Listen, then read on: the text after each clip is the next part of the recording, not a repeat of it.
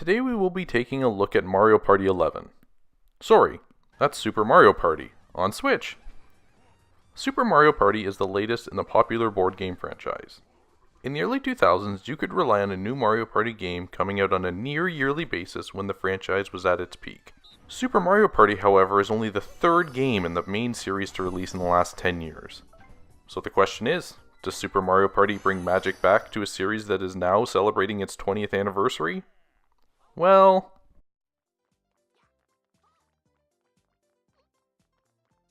with the disappointment that was Mario Party 10 on the Wii U, Nintendo appears to have listened to fan reaction and provided a collection of game modes that provide some needed variety, even if they lack depth and do get repetitive if you play multiple times. Of the modes you can play, we will start with River Survival. River Survival is a cooperative mode where 4 players will travel down a river, avoiding obstacles, and play cooperative 4-player minigames before time runs out. The minigames, though, are a mixed bag. It's however nice to have a game mode that players of all skill levels can work together at. To make this mode really stand out, more minigames should have been included, as the second time I played through, many of the games were repeats of my first run. Another new mode is Soundstage. In Soundstage, 4 players compete in rapid-fire minigames that are played to a beat. You're given no practice for these minigames aside from a single image at the beginning of each round. Some of the minigames are easy to figure out, but games like Clearing the Table and Baton and On were difficult to get a hang of. Thank goodness for the wrist strap, or a new television might have been needed. This mode will certainly go over well if you have a party of more than 4 people. Each round of 3 minigames takes less than 5 minutes, which means everyone can get involved.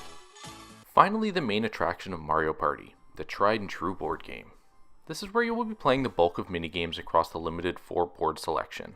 If you've played Mario Party before, there's not much new to the formula of collect coins, buy a star, most stars at the end wins. But there are a couple new additions to attempt to keep things fresh. These are character-specific dice blocks that vary in their risk-reward, and being able to partner up when you land on ally space.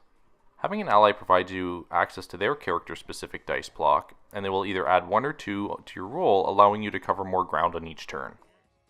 Finally, being able to practice in the minigame selection screen results in a much smoother experience overall. The additional game modes in Super Mario Party are welcomed in a series that I was starting to grow tired with.